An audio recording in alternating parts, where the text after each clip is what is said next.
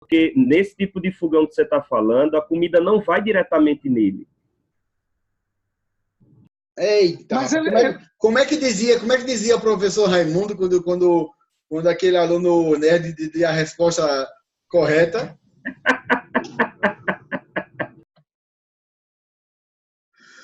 É isso mesmo, olha. O que se vai a mikve são os utensílios que têm contato direto com o alimento, ou seja, no seu preparo, né, ou no serviço.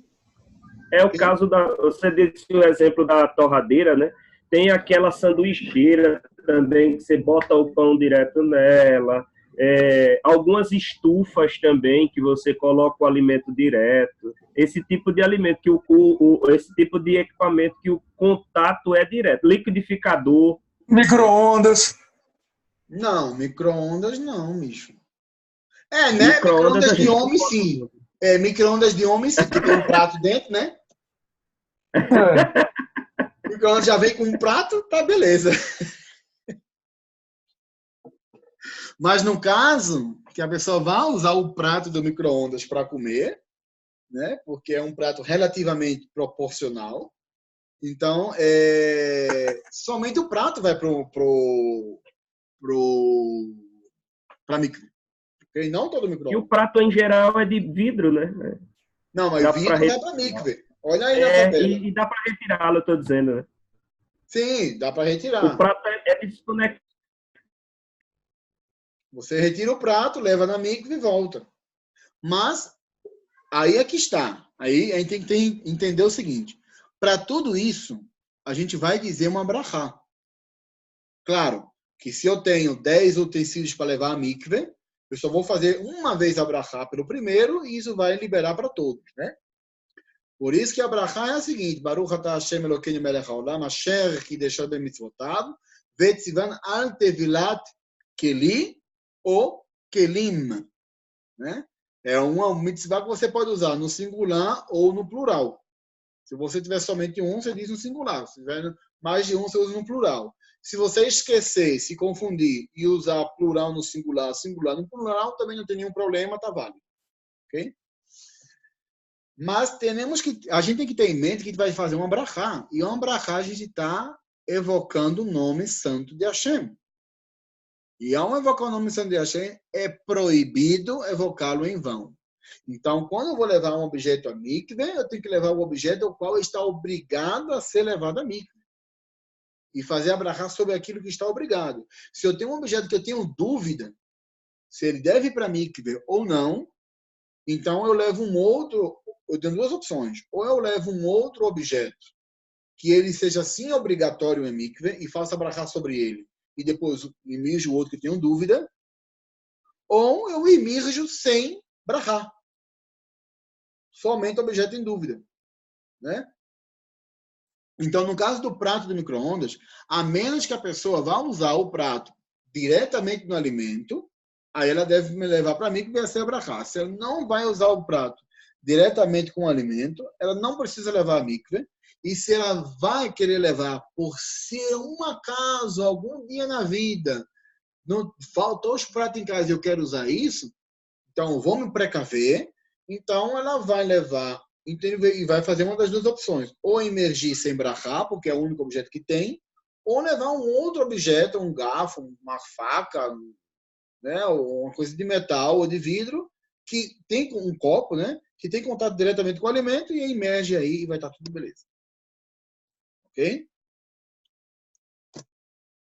Aí, detalhes da lei de mikve.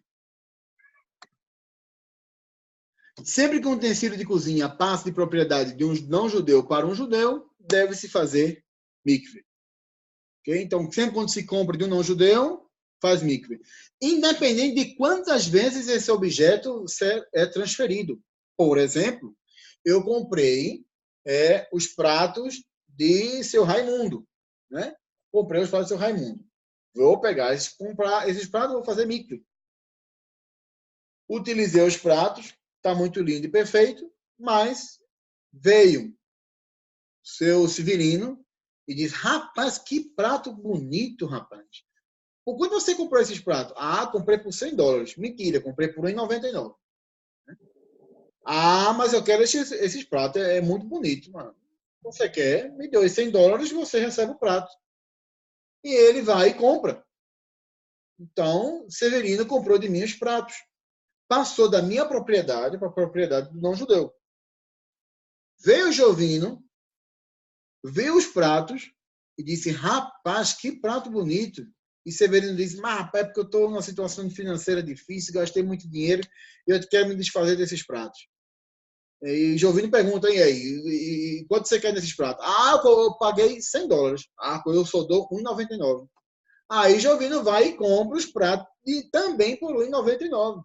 Quando Jovino compra os pratos foi feito mikve uma vez comigo, né? Vai fazer outra vez com Jovino.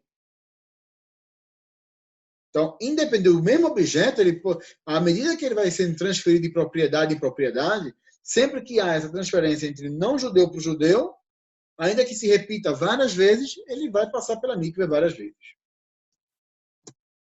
Uma pessoa que tenha se convertido ao judaísmo não precisa imergir os utensílios que adquiriu antes de sua conversão. Né? Porque a ideia é transferência, e no caso aqui não existe transferência de propriedade.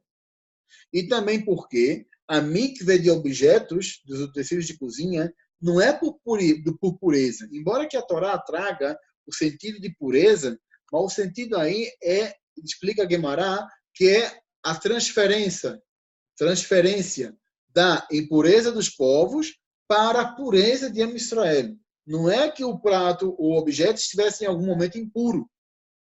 Né? Porque ele é o mesmo objeto e foi lá e voltou.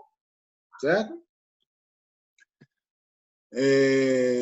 Porque se fosse realmente questão de impureza, quando você não poderia se fazer a questão do empréstimo, né? Entregar o objeto a um não-judeu e dizer, olha, você me empresta o objeto.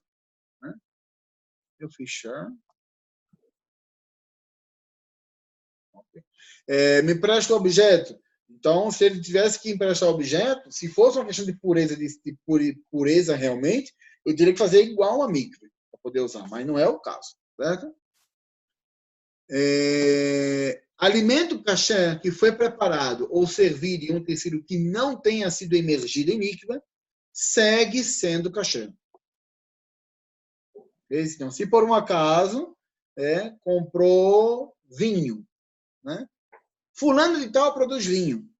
Né? Você comprou vinho, vem na sua garrafinha, mas essa garrafa, o camarada já comprou do não-judeu, mas ele não fez mikve nas garrafas. Aí, quando eu compro o objeto, já tá com o alimento dentro. O alimento está permitido. O objeto é que está proibido. Ok? Está proibido comer em um utensílio sem tevilá, mesmo que seja na casa de outro judeu. Ou seja, vai na casa de fulaninho é judeu, mas ele não fez tevilat quilim nos seus objetos, nos seus utensílios de cozinha.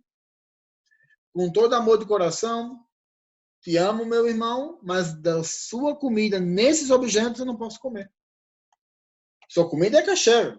Ele guarda a lei de kashrut, somente que ele não teve o cuidado, se esqueceu, ou se lhe passou, não colocou atenção e não fez tevilat quilim. Ok? Então, esses objetos não podem ser utilizados na cozinha e a pessoa não pode comer com eles. Então, vai ter que trazer outro tipo de objetos. A gente falou que o alimento segue kasher, não? Então, você cozinhou na panela, a panela não passou por mikve, o alimento está kasher. Então, o que é que faz? Traz outra panela, ou os pratos traz de outro lugar, serve nos pratos que sim passaram por mikve e pode servir e aproveitar do banquete. Utensílio que Plástico não. Ok? Plástico não precisa não, né? Plástico não precisa mikve. Agora, se é um plástico junto com vidro, e o vidro tem contato, aí sim. Né? Utensílios que não são usados para o preparo e serviço dos alimentos não precisam ser imergidos. Né? Ou seja, a faca de shechitá não precisa passar por mikve. Por quê? Porque a vaca não está pronta para comer. Né? A pessoa mata a vaca, mas ela não está pronta. Então, se eu compro, por exemplo, eu compro recipientes, né? Para guardar arroz, farinha, farofa, feijão, o que seja. Mas eu vou... Farofa não. Eu vou guardar grãos. Grãos que não estão prontos. Não estão cozinhados. Né? Então, é só para estoque. Eu não vou servir e não vou cozinhar nisso. E os grãos vai ser estocados quando eles são crus. Não precisa de mikve. Então, aquela galera que compra aqueles potes grandões assim de vidro e enche de feijão dentro, né? E enche de feijão tudo coloridinho assim, né? E a cada semana como um feijão de uma cor, né? Não precisa de mikve, certo? Porque o objetivo dele não é usar nem no cozimento, nem no serviço dos alimentos, certo? Utensílios destinados ao comércio, à venda, não precisa de tevilá. Se eu comprei os pratos de seu Raimundo para comércio, ou seja, eu comprei dele porque ele produz os pratos bonitos e eu vou revender esses pratos, eu não preciso fazer tevilá deles. A menos que eu pegue uns desses pratos para comer com eles. Aí eu vou precisar fazer tevilá. Mas se não uso para isso, posso comercializar tranquilo. É diferente, no caso, da pessoa que produz vinho kasher e vai comercializar o vinho, porque o objetivo dele não é comercializar a garrafa. A garrafa ela é o recipiente que permite o transporte do vinho. E o que ele está comercializando é o quê? É o vinho. E o vinho já está apto para consumo. Então, as garrafas que se usam para isso tem que passar por mikve. Okay? E nesse caso é realmente mikve. Por quê? Nesse caso não serve o acordo com o não-judeu de transferir propriedade e pegar emprestado. Por quê? Porque o que não é meu, eu não posso vender. Certo? É roubo. Eu não posso vender aquilo que não é meu. Então, para que eu possa vender ao judeu ou a qualquer outra pessoa o conteúdo com a garrafa, que quando a pessoa compra o vinho, a pessoa não tem que devolver a garrafa. Né? Não é o litrão de cerveja, né? A pessoa comprava e tem que devolver. Né? Aí é outra coisa, mas não. Rapaz, será que era por isso que as cervejas não. Que a pessoa tem que devolver? Será que era tudo de judeu? Mas, rapaz, ainda saiu economizando na produção da garrafa, né? Bom, então, nesse caso, sim tem que ter a transferência completa, plena da propriedade, certo? O utensílio deve estar limpo. Quando se compra um utensílio e vai fazer mikve nele, o utensílio tem que estar limpo, ok? Tem que lavar primeiro, tem que tirar todo adesivo, né? Se vou voltar nisso, um momento. Eu saltei a ordem. O objeto tem que estar limpo. Sendo de segunda mão, ou seja, o não-judeu ele usou, né? Ou seja, ele tinha um prato de vidro e ele comeu aí sua carne impura. Então, primeiro eu tenho que cacherizar esse vidro para depois poder fazer a tevilá. Então, a gente sabe que vidro não corre sabor de nenhuma forma. Então, eu tenho que lavar bem o vidro e fazer a tevilá.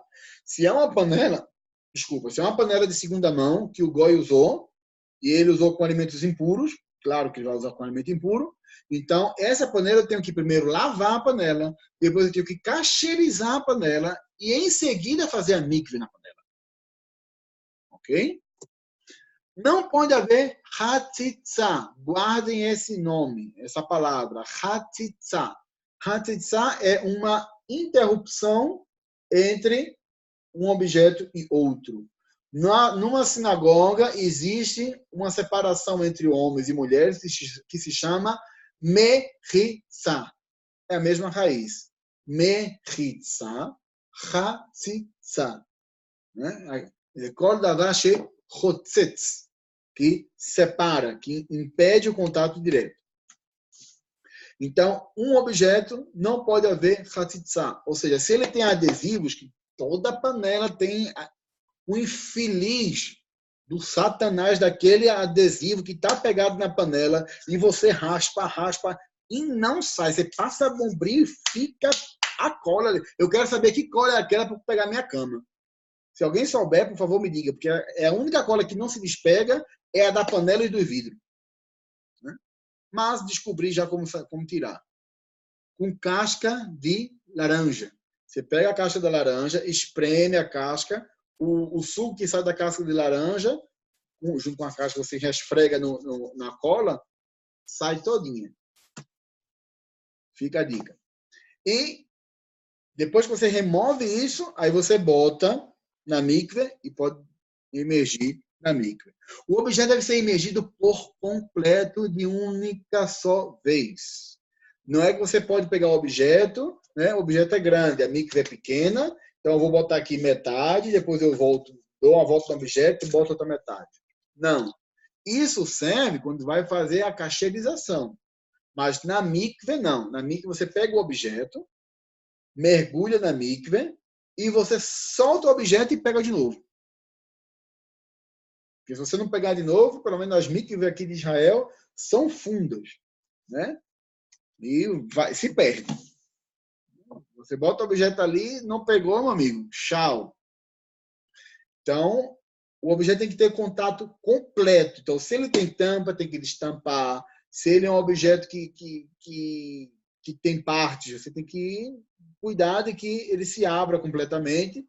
Bota ele. Um bule, por exemplo. Né? Um bule, você não pode botar um bule fechado. O bule tem a tampinha, né? Que é pegada com ele. Vai com a tampa aberta. Né? Não precisa desbaratar a tampa, não precisa de desmontar a tampa. Bota o objeto, né? Você solta e o pega de volta. E retira o objeto. Somente uma vez é suficiente. Ok? Há gente que se acostuma a fazer 3 vezes. Eu também faço 3 vezes. Eu meto, bato 3 vezes, assim, tá beleza. Mas é costume. Na verdade, uma vez só é o suficiente.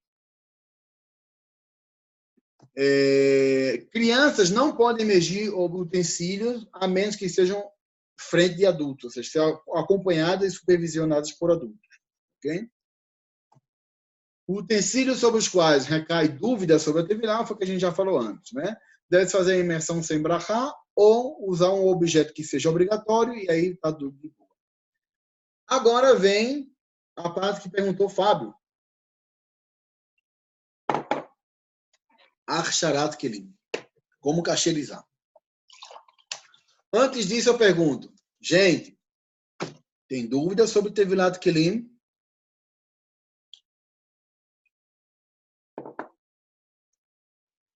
Se vocês compram agora uma panela, onde vocês vão fazer a Tevilá? No Rio, na Barra de São Miguel. Não, faz você contaminou a...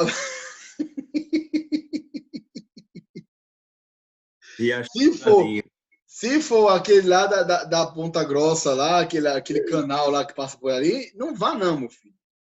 Aí você perde a panela. É capaz de voltar só o cabo. O canal do Poço. No Poço já tem aquele canal? O Salgadinho. É. Ali é patrimônio histórico, foi tombado, meu amigo. Menino. Eu pensava, eu juro a você, que desde na minha infância inteira eu pensava que o nome do bairro era Poço, porque tinha um canal. E eu não entendia, mas o que tem a ver um canal com um poço? Ou seja, o nome do bairro deveria ser Canal. Eu não sei se é do seu tempo ainda, se ainda estava por aqui, mas houve uma prefeita aqui na cidade que disse ter limpado tudo aquilo dali. Ela tomou um banho antes da eleição naquele canal ali. Eu escutei, eu não estava mais lá, não. E foi hospitalizada? Só a gente sabe o que foi que aconteceu, que ela fez para se limpar, porque... Cloro. Um banho de cloro. Mas disseram que ela saiu dali e já foi tomar um coquetel, né? De remédios, né? Né? A Kátia Borne. Kátia Borne. Nunca mais se elegeu na vida depois daquele banho. castigo da mentira. Nunca mais. Descobriram que ali tinha muita água nos coliformes fecais do salgadinho. E ela terminou de poluir e pronto. Tá, meu irmão, me diga uma coisa, então como é que é? Não pode ser então, mas no mar agora com cheio de óleo, também não dá para fazer a teve lá. Não, não pode. Não pode. E aí? Aí vai pro rio. Um açude. Entendeu? A mikve que a gente construir pode, né? E quando vocês construírem a mikve, meu Deus do céu, esse sapato me apertou aqui.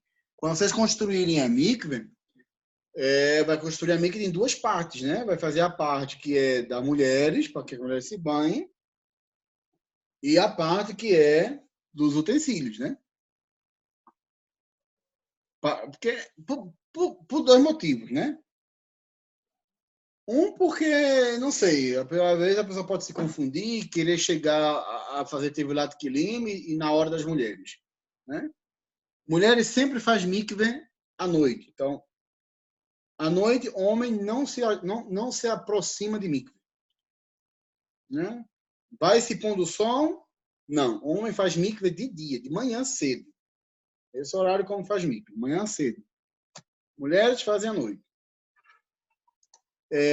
E também porque não é muito agradável você colocar um objeto que você vai cozinhar no mesmo lugar que uma outra pessoa entrou nua, né? Muito embora que as mulheres entram limpas.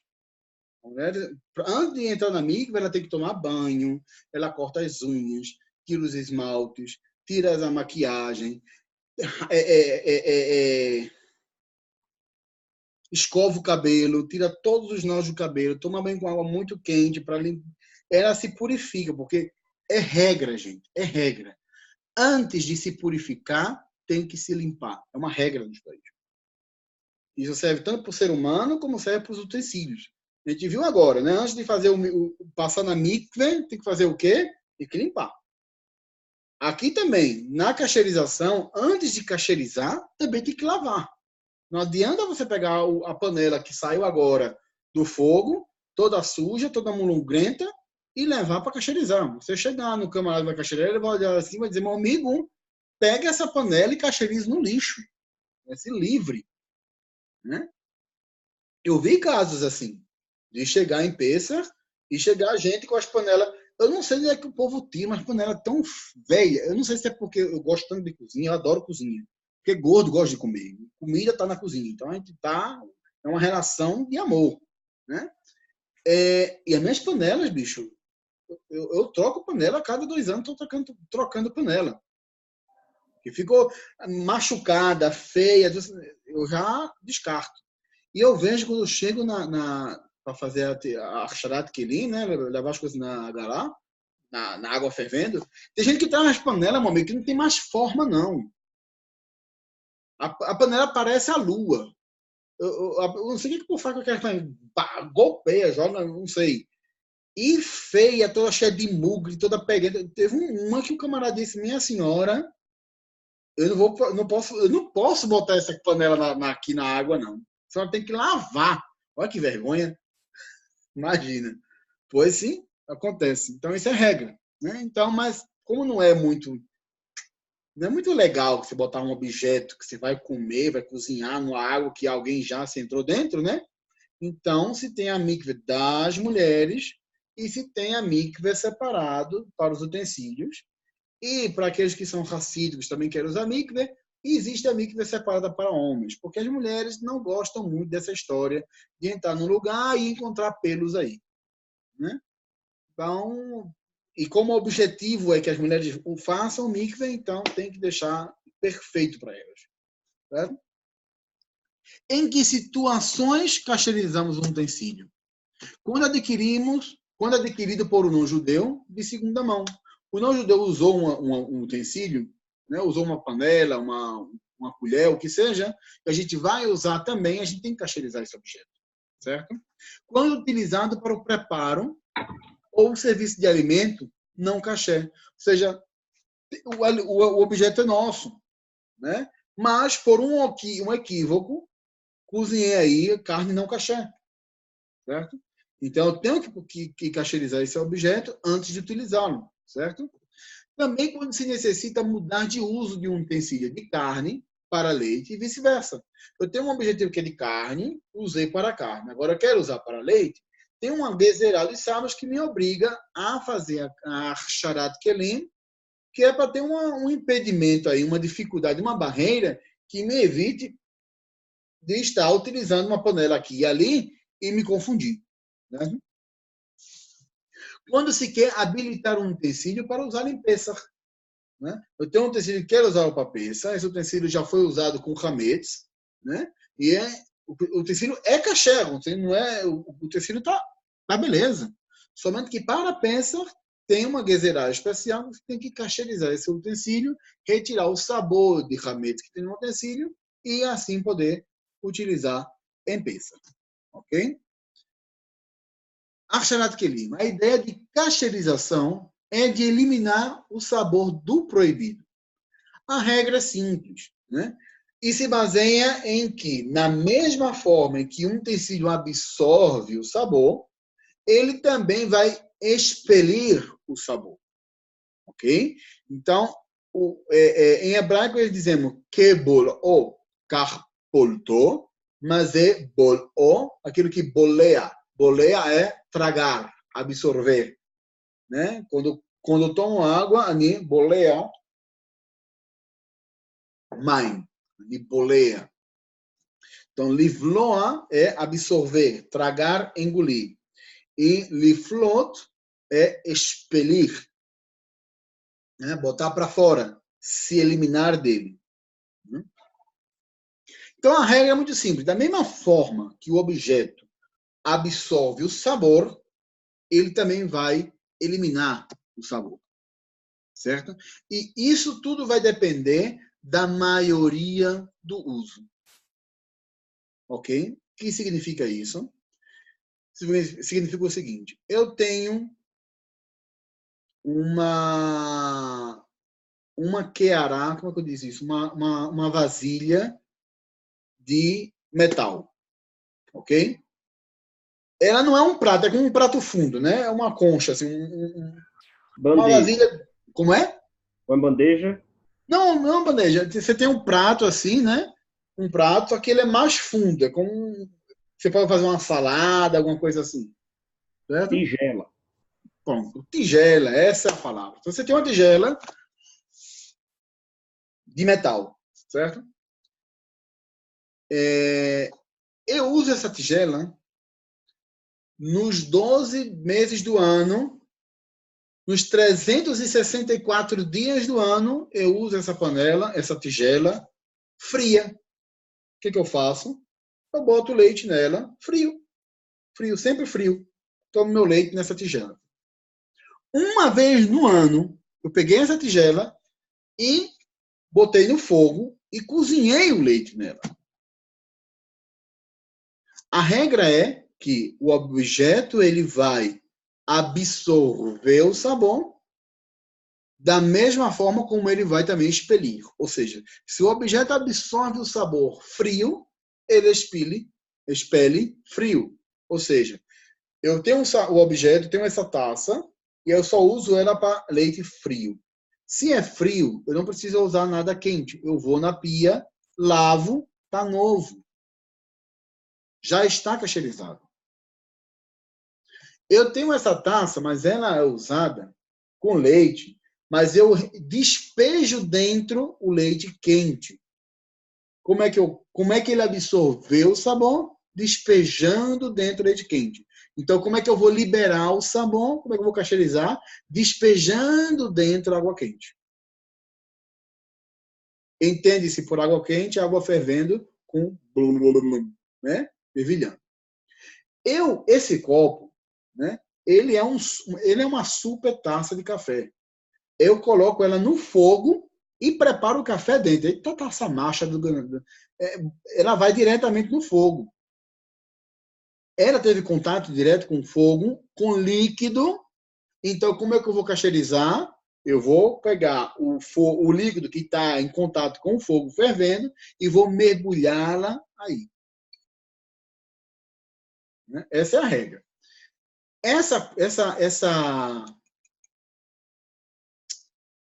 Essa taça de café, eu não uso para fazer café. Eu uso para assar carne. Então, eu boto carne aqui dentro, um pedaço de carne seco, ou seja, sem molho, seco, entenda, sem molho. Né? A carne crua, boto aqui dentro e boto isso direto no fogo. Ela absorveu a carne sem molho, sem líquido. Então, como é que ela vai cauterizar? Como é que ela vai expelir o sabor? Também sem líquido. Né? Então, como eu vou fazer? Libum. Vou pegar fogo e botar fogo nela e assim vai purificar. Então, da mesma forma que o objeto absorveu o sabor, ele vai expelir o sabor. Na condição de que se leve em conta a maioria de uso. Se eu usei o objeto mais tempo com frio e menos tempo com quente, eu vou cauterizá-lo com frio. Se eu usei o objeto mais tempo com quente, seco, ou seja, 300 dias do ano eu usei diretamente no fogo, né, com objeto seco. Os outros 65 dias eu usei com líquido, botei um molho também, assim, tudo bonitinho. Né? O que equivale para cauterizar? A maioria. Então, eu vou ter que meter fogo nisso, porque somente imergir não vai ser suficiente. Ok? Entendendo isso, os sabores podem ser absorvidos pelos utensílios quando em simples contato, né? Quando submetidos ao cozimento ou temperaturas extremas. Então, ou seja, o sabor é absorvido independente se o objeto está quente ou frio. Certo? Agora, o que é o sabor do frio? Né? O sabor do objeto frio é um sabor que é o sujo, é a graxa. Né? Quando se diz o sabor de objetos frios, se refere à gordura, ao encebado que fica no objeto. Então, para esse encebado que fica no objeto, é suficiente para lavar. Quando se trata de coisas quentes, né? Já apareceu aqui, pessoal normal, automático. Quando se trata de coisas quentes, aí realmente o objeto ele absorve para dentro de si. E aí ele necessita expelir. Expelir. Eu estou aprendendo, entendeu? Então, alimentos quentes têm seu sabor absorvido. Então, para retirar, você tem que tirar de dentro. Por isso que ele tem que passar pelo mesmo processo. Já o frio, não. O frio não é somente a camada. Você pegou a faca, cortou o queijo, você vê a faca, ela já não brilha como antes. Ela está suja. Então, você lavou a faca, está limpa. Porque usou com frio. Ok?